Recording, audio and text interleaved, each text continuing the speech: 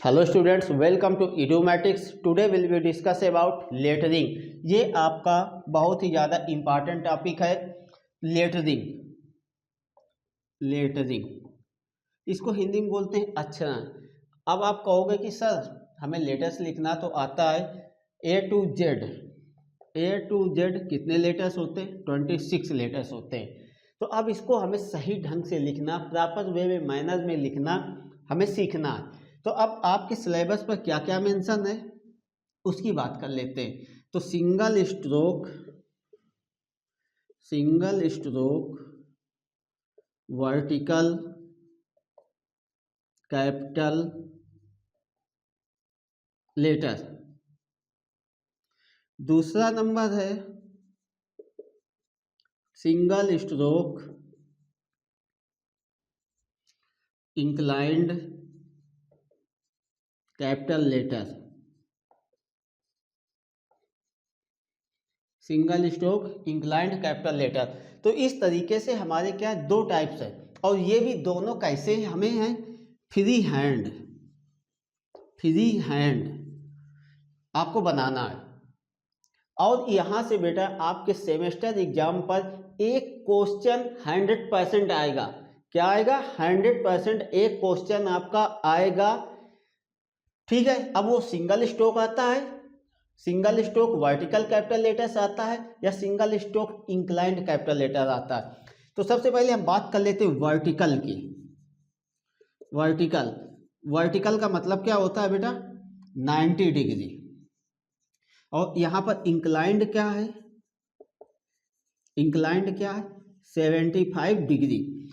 मतलब कोई भी जब वर्टिकल कैपिटल लेटर्स की बात की जाएगी तो हमारी जो हाइट होगी वो 90 डिग्री पर होगी। इंक्लाइंड पर जो हाइट होगी वो 75 डिग्री पर टिल्ड होगी। जैसे इसके लिए ये है कोई भी बेस लाइन, ये इसकी हाइट ये इस तरीके बनेगा, और इसमें इंक्लाइंड पे क्या होता है?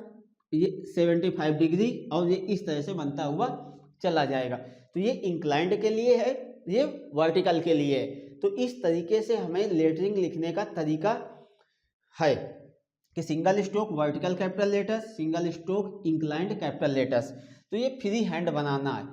अब इसको ग्राफिकल मेथड से भी बना सकते हैं, but our syllabus are not mention भी है, मेंशन नहीं है, तो इसलिए हम क्या करेंगे, सिर्फ फ्री हैंड ही बनाएंगे। तो चलिए देखते हैं। और इस चैनल पर आपको वही चीज़ सिखाया जाएगा जो आपके सेमेस्टर एग्जाम पे आएगा। क्वेश्चंस जो आते हैं वही आपको यहाँ पर बताया जाएगा। चलिए देखते हैं आगे।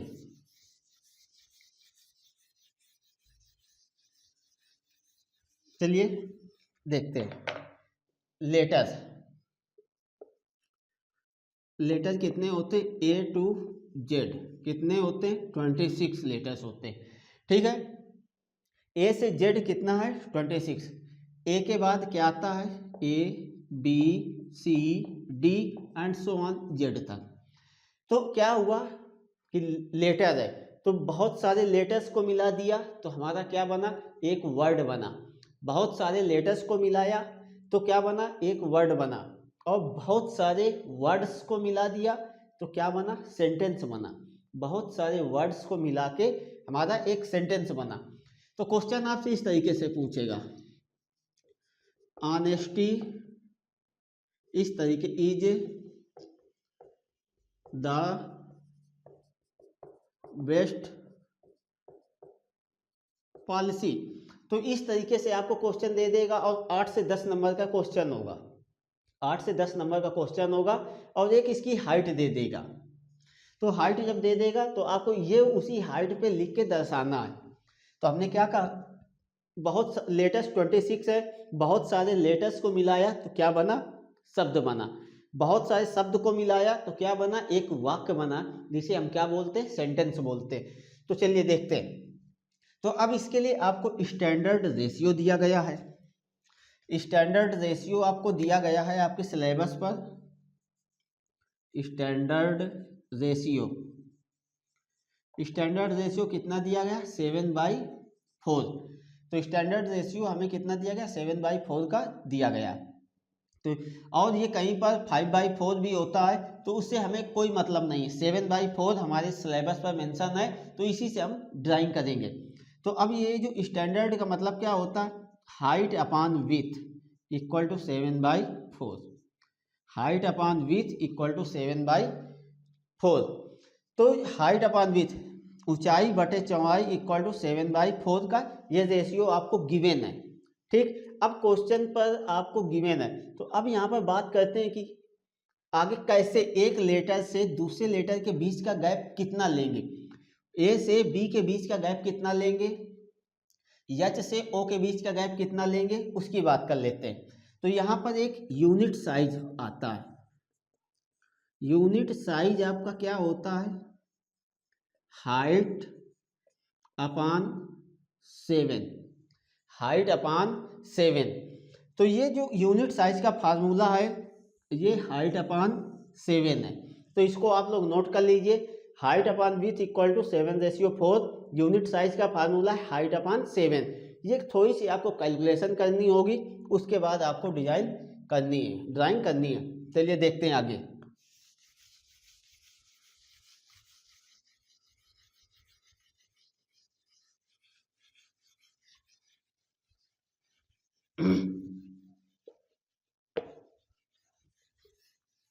चलिए देखते हैं क्या क्या हो गया। Height upon width equal to 7/4, unit size का फार्मूला क्या था, यूनिट साइज का फार्मूला क्या था हमारा, हाइट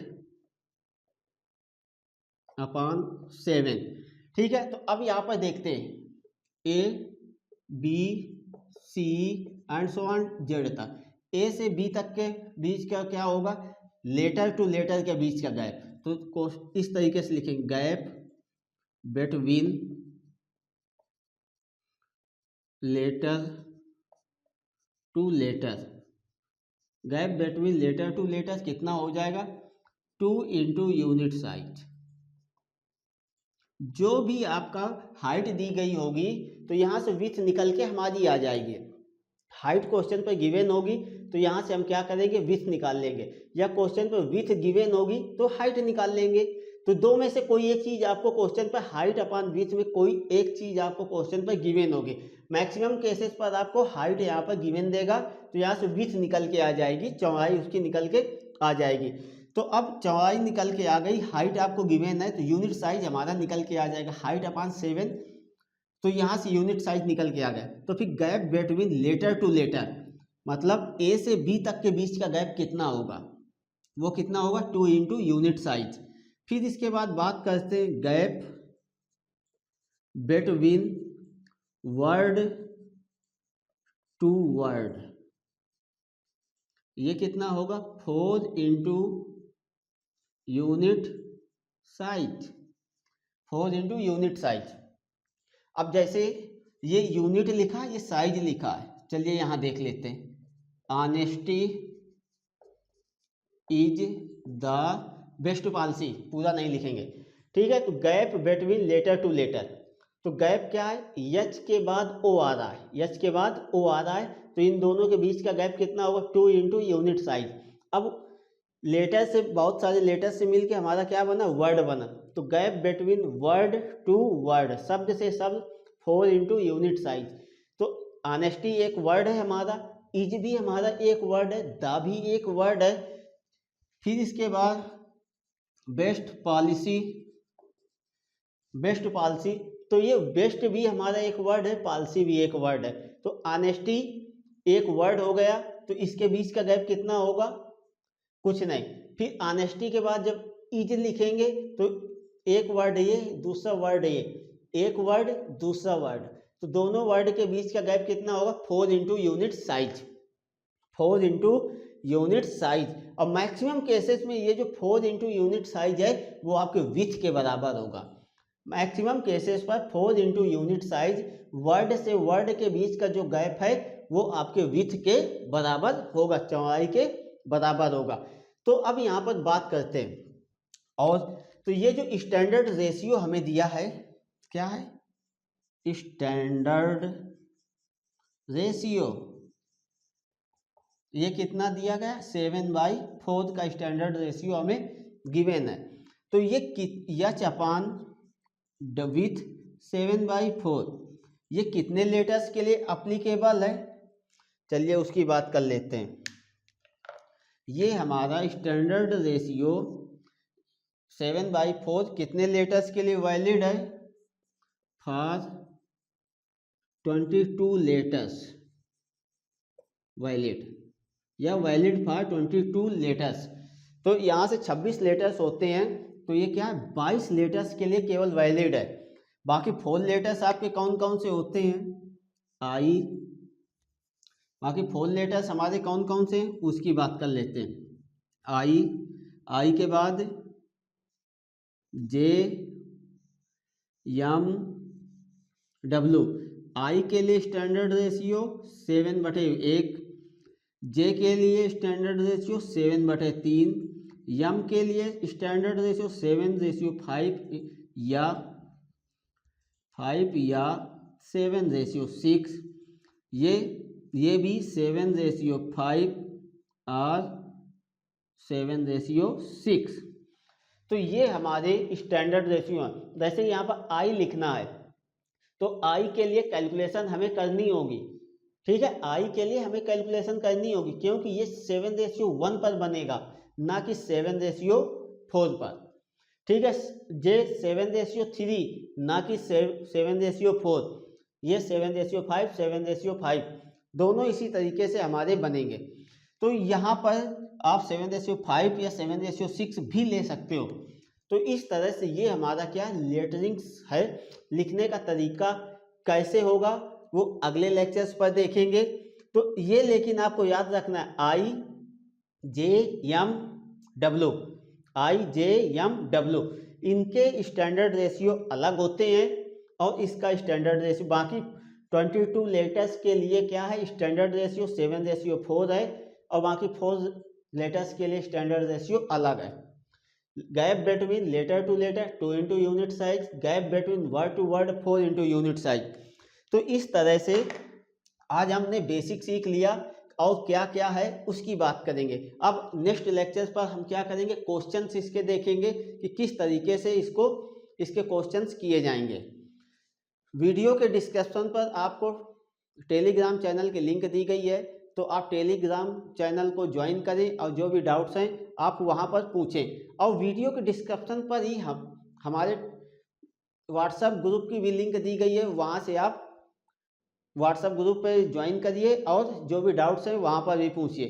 और इस चैनल की ऑनलाइन और ऑफलाइन क्लासेस भी स्टार्ट हो चुकी हैं, तो ऑनलाइन ऑफलाइन क्लासेस भी हमारी चालू हो चुकी हैं। Thank you.